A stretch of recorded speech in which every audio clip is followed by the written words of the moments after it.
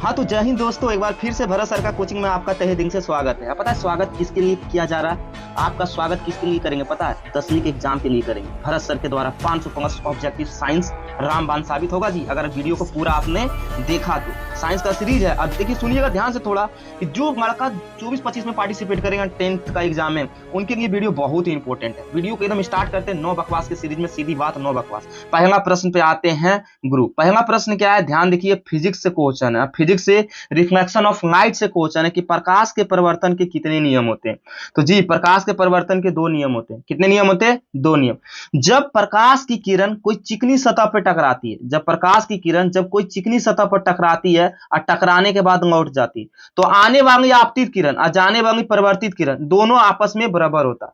लेकिन एक बात ये नियम हुआ और दूसरा क्या हुआ, आने वाली आपतित किरण और जाने वाली परिवर्तित किरण, और ये जो बिंदु है ना आपतन बिंदु, और इसी पर एक अभिगम, ये तीनों एक ही तंग पे होता। ये भी बात याद रखिएगा। दूसरा नियम है रिफ्लेक्शन ऑफ लाइट का।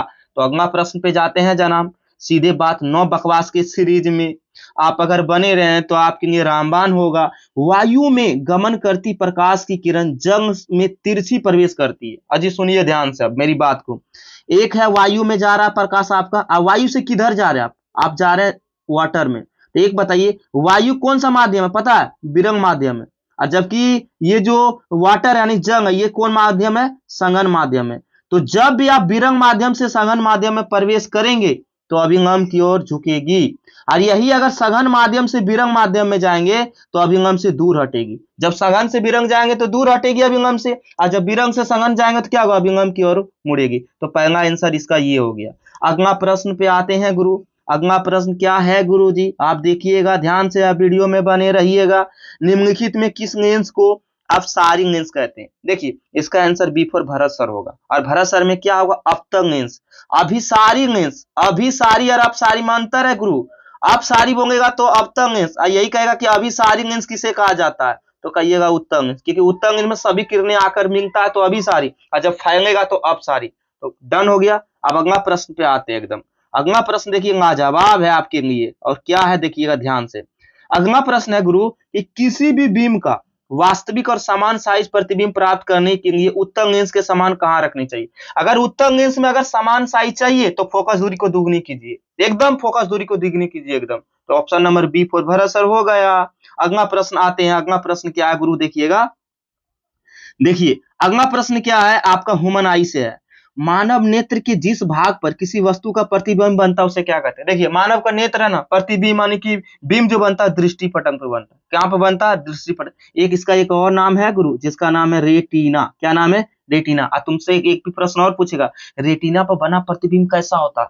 तो वास्तविक और उल्टा होता है। कैसा होता है? वास्तविक और उल्टा होता है। ये जो कोर्निया है ना, कोर्निया मरने से पहले, मरने के बाद 4 घंटा तक आप दान दे सकते हैं।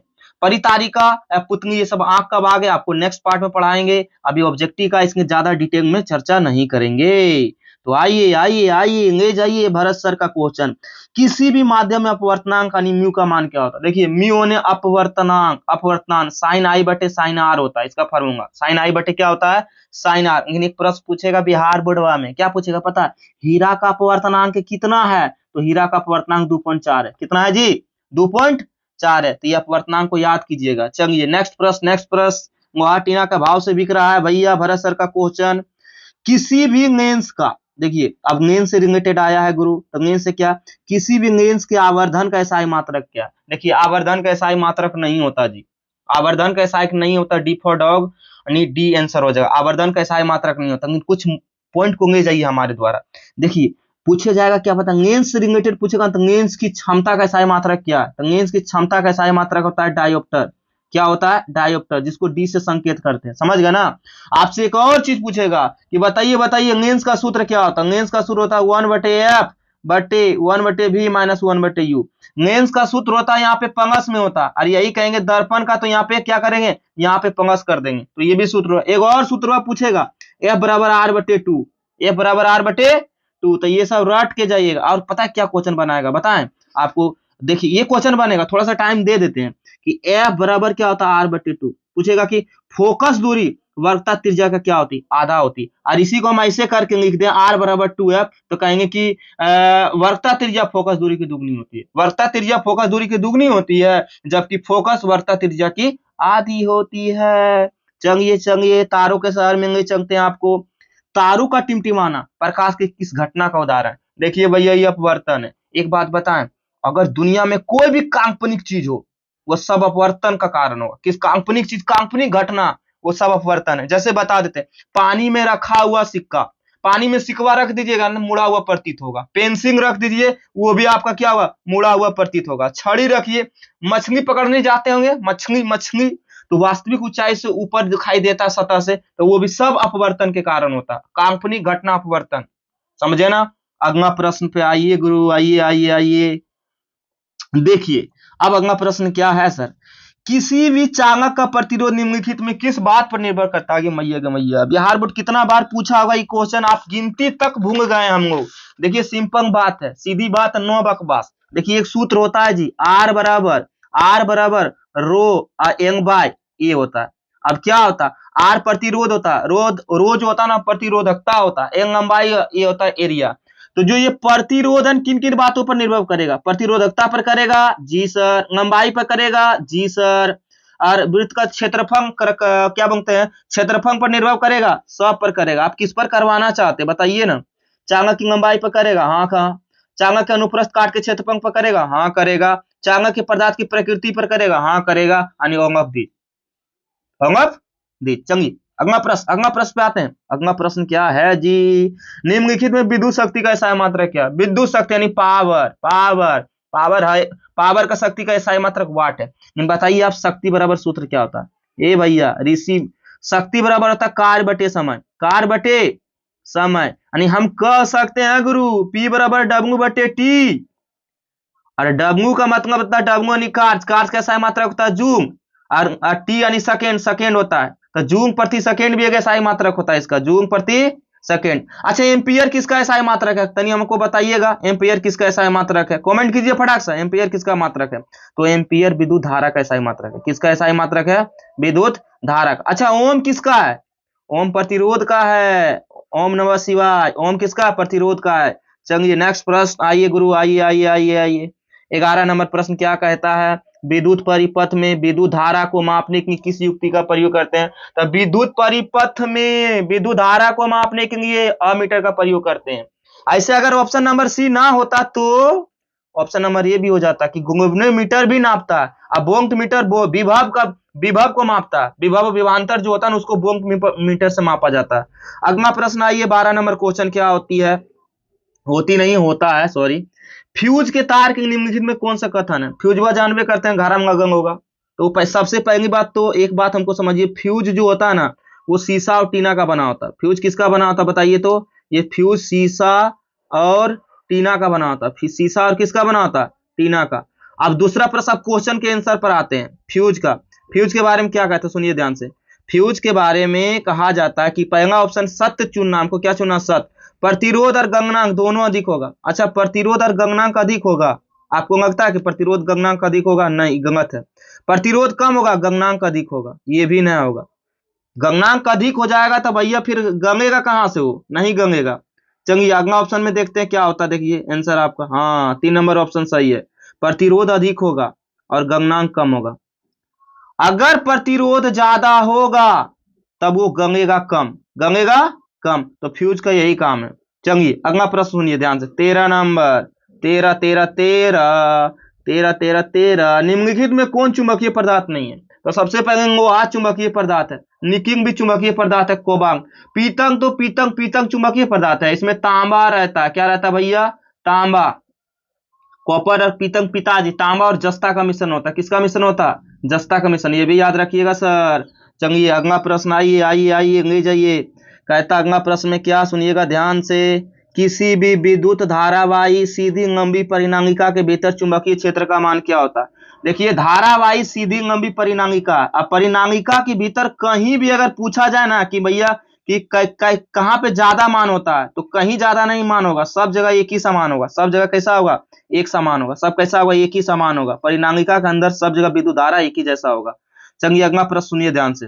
अगला प्रश्न आते हैं 15 नंबर क्वेश्चन पे। 15 नंबर क्वेश्चन क्या कहता है, विद्युत धारा का चुंबकीय प्रवाह का खोज किसने किया? तो विद्युत धारा का चुंबकीय प्रभाव का खोज किया था ओरस्टेड ने। किसने किया था तो बताइए, तो ओरस्टेड ने किया। अच्छा पूछेगा कब किया, तो बताइए थोड़ा थोड़ा थोड़ा 1820 में। कब किया? 1820 में। अच्छा बताइए तो, अच्छा ये फेराडे जो है ना, फेराडे, इसका नाम है माइकल फेराडे। अरे बाप रे, बड़ी खतरनाक आदमी था जी, साइंस का हीरो था। विद्युत जनरेटर का खोज किया था। जनरेटरवा जो करते हैं ना, जनरेटरवा लगाते हैं सदिया भी, जनरेटर का खोज किया था। विद्युत चुंबकीय प्रेरण का भी खोज किया था। विद्युत चुंबकीय प्रेरण का खोज किया था किसने? माइकल फेराडे ने। अच्छा एक चीज और बताइए, बेंजीन समझे? बेंजीन, बेंजीन का भी खोज किया था, जो ऐसे करके बना रहता है बेंजीन। C6H शायद 6 होता है इसका सूत्र, जो भी होता है आई डोंट नो, बट ये सब जानते हैं तो हम बता दिए आपको। अब चलिए 16 नंबर प्रश्न पे आइए गुरु। 16 नंबर प्रश्न क्या कहता है, थोड़ा सा ध्यान दीजिएगा। निम्नलिखित में कौन विद्युत धारा का सूचकांक है? तो हमको देखना है कि विद्युत धारा का सूचकांक कौन है। तो पहला ऑप्शन कौन दे रहा है, पहला ध्यान दिए, हीरा। अच्छा एक चीज बताइए, हीरा के बारे में बोल रहा है, हीरा और खीरा। हीरा में विद्युत धारा का प्रभाव होगा। हीरा से क्वेश्चन बनता है, दुनिया का सबसे कठोर पदार्थ क्या है? हीरा। हाँ ग्रेफाइट, ये विद्युत का सूचकांक होता है। आयोडीन नहीं होता है, गंधक भी नहीं होता। ग्रेफाइट अपवाद है, अपवाद है, यह धातु है फिर भी विद्युत का सूचकांक है। गजब। चलिए अगला क्वेश्चन क्या, तेंगीय कागज। तेंगी बोलता है कि रे, तेंगीय कागज होता है। अच्छा तेंगी, अच्छा कागज को देखिएगा तो आर पार नहीं दिखेगा, अगर तेंग लग जाएगा तो आर पार दिख जाएगा, तो कहेंगे परिभाषक होता है। क्या होता है? परिभाषक होता है। अगला प्रश्न आइए 18 नंबर पर। 18 नंबर क्या कहता है, प्रकाश के किस घटना, सुनिएगा ध्यान से, बोलता है प्रकाश के, अरे यार, प्रकाश के किस घटना के कारण हमें वास्तविक सूर्योदय से लगभग 2 मिनट पूर्व दिखता है? देखिए सूर्य उगने से पहले और सूर्य डूबने के बाद भी दिखाई देता है, तो वायुमंडलीय अपवर्तन के कारण। किसके कारण? वायुमंडलीय अपवर्तन के कारण। बोले थे ना काल्पनिक घटना सब अपवर्तन, आप समझ में नहीं करेंगे मेरा बात। प्रकाश की चांद होती है, देखो प्रकाश की चांद होती है, देखिए समान होती नहीं, प्रकाश की चांद। अब माध्यम कैसा इस पे डिपेंड करता है, तो हम कह सकते हैं प्रकाश की चांद भिन्न भिन्न होता है। हवा में कुछ अलग होगा, मैं निर्वात में कुछ अलग होगा, कांच में, इस सब में अलग होगा। तो याद रखिए चांद, लेकिन आप एक चीज याद रखिएगा, निर्वात में पूछा जाता है कि प्रकाश का चांद कितना होता है, तो निर्वात में प्रकाश का चांद होता है 3 × 10⁻8 मीटर पर सेकेंड होता है। 3 × 10⁻8 मीटर पर सेकेंड होता है, याद कर लीजिएगा। अगला प्रश्न पे आइएगा, वायु में प्रकाश की चांद निर्वात की अपेक्षा क्या? तो वायु में प्रकाश की चांद निर्वात की अपेक्षा क्या? अबे निर्वात की अपेक्षा कम होगा। सबसे ज्यादा किस में होता है वायु में प्रकाश का चांद? तो निर्वात में होता है। चलिए चलिए आगे आइए, हवा आने दीजिए, साइड लगिए। आगे 21 नंबर क्वेश्चन क्या बोलता है, सुनिएगा ध्यान से। 21 नंबर बोलता है लेंस का फोकसों की संख्या कितनी? लेंस में फोकस 2 होता है, F1 F2, 2 को फोकस होता है। तो चलिए आगे चलिए, आगे अगला प्रश्न क्या होता है सुनिए, विद्युत का अच्छा चालक कौन है? भैया चांदी। एजी, एजी, एजी माने एजी संकेत होता है चांदी का, तो चांदी सबसे ज्यादा विद्युत का सूचकांक है। लकड़ी विद्युत का सूचकांक नहीं है, प्लास्टिक भी नहीं है, कार्बन भी नहीं है। तो option number D for dog. चलिए डी फॉर डॉग, हवा आने दीजिए। सूक्ष्म में ऋण का इलेक्ट्रोड बना होता है, देखिए सूक्ष्म जो होता है ना उसका ऋण का इलेक्ट्रोड बना होता है कार्बन का। किसका बना होता? कार्बन का। चलिए आगे चलिए, बढ़िए, बढ़ते जाइए, गाड़ी बढ़ाइए। 1 जून का मान कितना होता है? 1 जून बराबर होता है 0.24 किलोरी होता है। याद रखिएगा भैया 0.24 किलोरी होता है। तो याद रहेगा ना सर? नहीं याद रहेगा तो किसका क्या लीजिएगा। अगला प्रश्न आइए कि क्या होता सुनिए, 25 नंबर प्रश्न पे आते हैं। 25 क्या कहता सुनिएगा ध्यान से। 25 कहता विद्युत बल्ब का फिलामेंट किस धातु का बना होता है? फिलामेंट समझते हैं, फिलामेंट किसको बोलता है? फिलामेंट देखिए टंगस्टन का बना होता है। किसका बना होता है? टंगस्टन का बना होता है। फिलामेंट किसका बना होता है? टंगस्टन का बना होता है। लेकिन एक बात सुनिएगा, टंगस्टन का गगनांक पूछता है एग्जाम में, तो इसका गगनांक होता है 3422 डिग्री सेल्सियस, कहीं 3300 कुछ देगा, लगभग अप्रोक्स कहा जाता है 3400 डिग्री सेल्सियस के पास इसका गगनांक होता है। और टंगस्टन का संकेत होता है डब्ल्यू से। और एक चीज और बताइए, टंगस्टन का एटॉमिक नंबर होता है कितना? 74। ये सब भाई याद करके जाओ फैक्ट यार, यही से वीडियो में ये बनाया ही जा रहा। चलिए अगला प्रश्न, रियो ओ स्टेट का उद्देश्य क्या? धारा की परिमाण को वृद्धि करना या तो कमी करना। भाई बढ़ाना घटाना उसका काम है, बाकी बात कुछ नहीं है। चलिए अगला प्रश्न 27 नंबर में आइए, विद्युत आवेश का SI मात्रक क्या? आवेश का SI मात्रक कूलाम होता है। हाँ तो इतना नहीं आसान है, देखिए Q बराबर IT होता है, ये बात को रट के जाइए, Q बराबर IT होता है। तो I का SI मात्रक क्या होता है? I मतलब एम्पियर, और टी मतलब क्या होता है सेकेंड, तो हम कह सकते हैं एम्पियर सेकेंड एसआई मात्रक होता है अब इसका। ये भी रट के जाइए, रट के नहीं जाइए, समझ के जाइए। अगला क्वेश्चन आया केमिकल रिएक्शन से, अरे बाप रे, Na4SO4 BaCl2, अब से मिल के बना BaSO4 Na मंगता किस किस कौन सी अभिक्रिया, अगर सटना तो संयोजन अभिक्रिया। अगर कोई चीज बना है दो प्रोडक्ट से बना है तो संयोजन। अगर अब ये देखिए द्वि विस्थापन, अगर एक गो छोड़ के गया तो एकम विस्थापन, और दो गो छोड़ के गया तो डबल विस्थापन। सुनिएगा, यहाँ पे Na4 है, Na4SO4 है, BaCl2, Na4 के साथ Cl सट गया और SO4 के साथ Ba सट गया, तो हम कह सकते हैं ना एक दूसरे से चेंज किया रिएक्शन, तो यहाँ पे डबल विस्थापन हुआ। चलिए, ये सब उतना समझाने का टाइम नहीं है इस वीडियो में। अम्लीय वर्षा का पीएच मान क्या, VVI क्वेश्चन है, पूछा गया प्रश्न। अम्लीय वर्षा का पीएच मान 5.6 है, इससे कम है, लेकिन हम एग्जिट बनाएं इसका पीएच मान 4 होता है। लेकिन देखिए 5.6 से कम ही ना होता है 4 जी, तो 4 होगा आंसर, या तो 5.6 से कम होगा। चलिए अगला प्रश्न पे आइए फटाक से एकदम, का हो बतवाओ। 30 नंबर क्वेश्चन पे आइए। 30 नंबर क्वेश्चन किसका है, देखिए क्या कहता है 30 नंबर प्रश्न कहेगा कि NaHCO3, अरे NaHCO3 क्या है, बेकिंग सोडा है, खाने वाला सोडा है, बेकिंग कार्बोनेट। यौगिक का प्रचलित नाम क्या है, बेकिंग सोडा।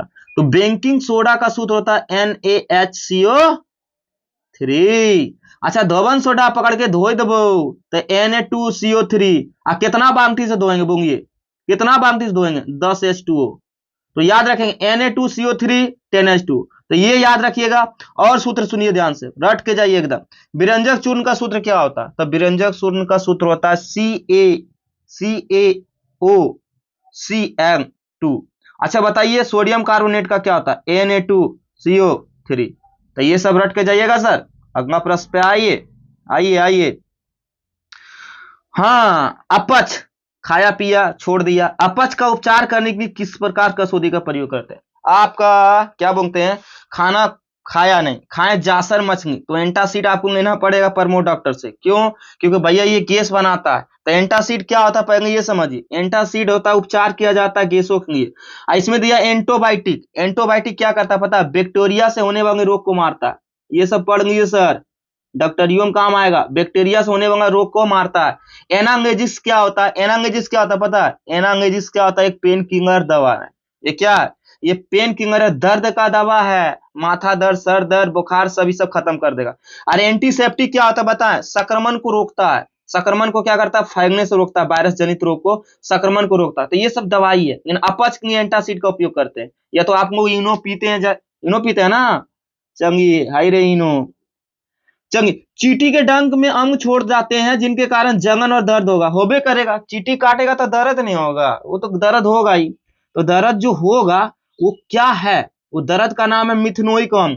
कौन सा अम्ल, वो चींटी में डंक होता है, मिथनोइक अम्ल। अच्छा बताइए तो मिथनोइक अम्ल का सूत्र क्या होता है, HCOOH। अच्छा, एथनोइक अम्ल क्या है, अरे दारुआ महुआ पीते हैं ना, उसमें एथनोइक अम्ल होता है।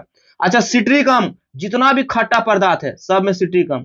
ऑक्जेलिक अम्ल किस में होता है, टमाटर में। कौन में होता है, टमाटर में। तो देखें किस तरह का फरियाद है धर के, तोड़ देंगे, धुआं धुआं करेंगे। ऑक्जेलिक अम्ल किस में पाया जाता है, तो टमाटर में। ये भी बात करिए। अगला प्रश्न पे आइए आइए।